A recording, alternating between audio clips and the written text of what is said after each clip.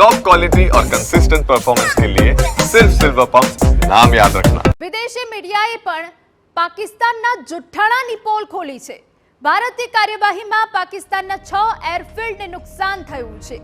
નુકસાનને દર્શાવવા Washington પોસ્ટે satellite ઇમેજની મદદ લીધી। સેટેલાઇટ ઇમેજમાં પાકિસ્તાનના જુઠ્ઠાણાનો પર્દાફાશ થયો છે।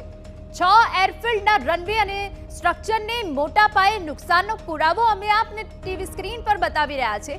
નિષ્ણાંતોએ ગણાવ્યો દક્ષિણ એશિયાઈ ઇતિહાસનો સૌથી મોટો હુમલો।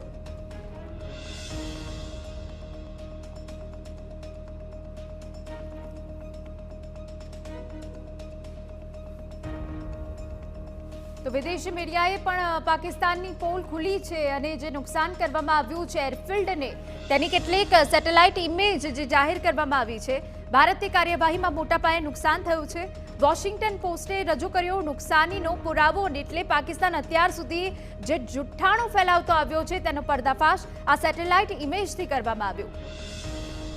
ઓપરેશન સિંદૂર અંતર્ગત ભારતે પાકિસ્તાનના આતંકી ઠેકાણાઓ નિધ્વસ્ત કર્યા હતા, પરંતુ અવરચંડાઈ કરતા પાકિસ્તાને ભારતના સૈન્ય ઠેકાણાઓને નિશાન લેવાનો પ્રયાસ કર્યો। ભારતે ન માત્ર જડબાતોડ જવાબ આપી પાકિસ્તાનના તમામ હુમલા નિષ્ફળ કર્યા, પરંતુ સાથે તેના 11 જેટલા એરબેઝ તબાહ કરી દીધા। જો કે પાકિસ્તાન સતત પોકળ દાવા કરતું રહ્યું કે કોઈ નુકસાન નથી થયું, પરંતુ હવે વિદેશી મીડિયાએ પણ સેટેલાઇટ ઇમેજની મદદથી દાવો કર્યો કે પાકિસ્તાનને આ હુમલામાં મોટું નુકસાન થયું છે।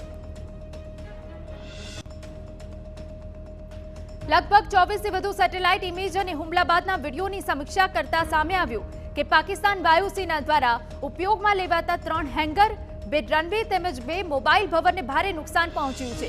નિષ્ણાંતોના જણાવ્યા પ્રમાણે દક્ષિણ એશિયાઈ હરીફો વચ્ચે છેલ્લા 1 દાયકાથી ચાલી રહેલા સંઘર્ષ વચ્ચે આ એક અલગ જ પ્રકારનો સૌથી મોટો હુમલો હતો।